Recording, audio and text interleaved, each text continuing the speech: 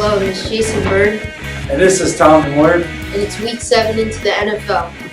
We're talking about 3 surprise teams and 3 teams that haven't really been playing that well. Tommy, let's start with the 3 surprise teams. I got to go with the Rams, Eagles, and Texans. I'm going to start with my Eagles. Carson Wentz is playing out of his mind. He's just improved so much from last year. A lot of people talked about the sophomore slump that these rookie quarterbacks often have in their next season. But so far, he's really looked good. So it's been great. 5-1. They're sitting tied for the best record in the NFL.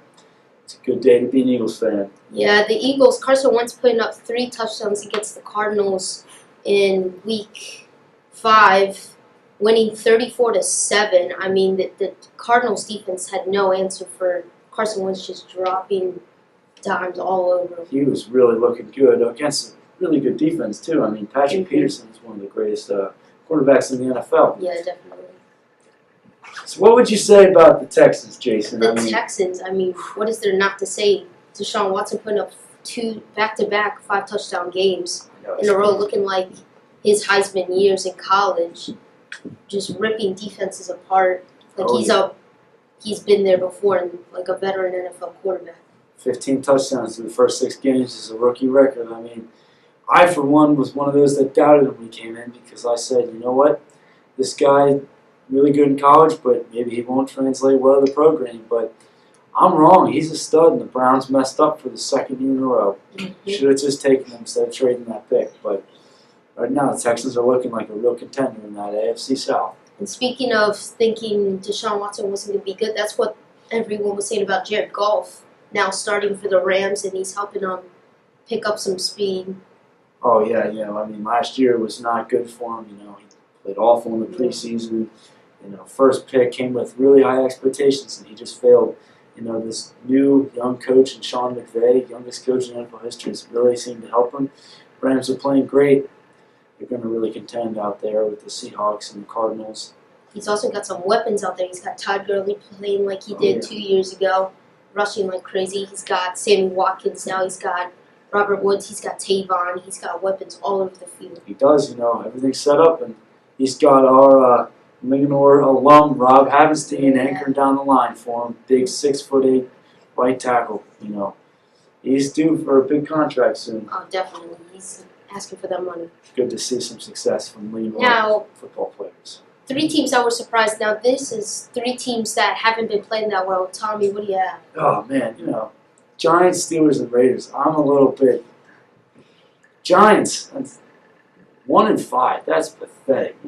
11-5 last year, and all of a sudden they just come back. They stink. They lose all their wideouts right now. They're starting Roger Lewis as a wide receiver. I guarantee you 99% of NFL faithful have never heard of him before this week, and now he is their best wide receiver. It's not good for them. They are a dumpster fire. Do you give them any grace, Speedy? The Broncos 23-10? I felt it kind of had to happen. They weren't that bad that they should go 0-6, but as an Eagles fan, I'm just hoping that they're not bad enough to get the number 1 overall pick. That's just all I'm saying. Yeah, and that Eli throwing 5 interceptions with a QB rating of 45.4. Is it time to get rid of Eli? I think it is. When that wall hits, it's going to hit hard. And if they have that bad of a record this year, they got a really good crop of quarterbacks coming up with, Sam Darnold, Josh Rosen, Lamar Jackson. They really should invest in the future like the Chiefs did this year with Patrick Mahomes. What do you think the Steelers now have to do? Because Big Ben's saying he can't do it anymore. Do you think after this season, do you think he should definitely retire? I don't know what they're going to do with him. I think it depends on how far they go in the playoffs. Because if they get an early exit, I think you might call it quits. What do you think? I think him throwing, 7 interceptions, 5 of those being in one game against the Jaguars. He did just pull off a great win against Kansas City in Kansas City against the only undefeated team. So that's got to give them some confidence being 4-2 at the top of the division. Do you think they're going to be a big contender if they make it to the playoffs? I think they will. Right now, their division is really not good, so they should be able to get a good pass.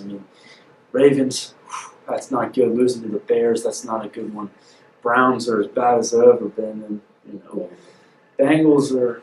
So the Steelers have a pretty easy route, I think, to the playoffs. And the Raiders, an unexpected team that also should be playing a lot better. I mean, Marshawn Lynch, he's averaging 3.3 yards a game, and they're expecting him to do a lot better than that. Oh yeah, And another thing, defense. They've always been a good defending team. Khalil Mack, one of the best defenders in the entire league. But 13 sacks all year, it's not good. What do you think they should do about that? Well, they are trying to pick up Navarro Bowman from the 49ers, which is an interesting choice by the 49ers. I think they're just in a rebuilding phase right now. Yeah, I mean, you got to tell maybe they'll pick up Kirk Cousins, but not too sure about that. No. And then the more devastating injury to the year, what do you have to say? Odell and Brandon Marshall to the Giants, or J.J. Watt and Whitney Merciless to the Texans? I got to say J.J. Watt and Whitney Merciless for the Texans, and that's pretty simple in my opinion. Brandon Marshall's an old wideout. He's near the end of his career. And Odell is probably one of the best wideouts in the whole league. But the Giants are so bad, and the Texans are really looking up for the first time in a while. It's been their offense, not their defense, carrying them. So I think that having the other side of the ball that they can normally rely on that's now not doing so well, it's really going to hurt. I definitely have to agree with you, Tommy. Odell being injured for most of the year, and then he comes back for 2 games and is out the rest of the year. And then J.J. Watt, I mean, his injuries are killing him. Some people are saying it might be time for him to retire just on injuries. I mean, what do you think about that? I think he's still going to be able to go through. I mean, he's not even in his 30s yet, but when you're that big, that strong, and you get beat up on every play by some guy that's 350 pounds, it's got to take a beating on you. Definitely. As big as he is, eventually it's going to start hitting him, and I think it has over the past 2 years. Make sure to go vote on that at our Twitters. Mine is Jason_Byrd 2021. Mine is T_Moyer 20. We'd love to hear what you guys have to say. Big conversation, so please go vote. That's all we have today. I'm Jason Byrd. And I'm Tommy. This week 7 into the NFL.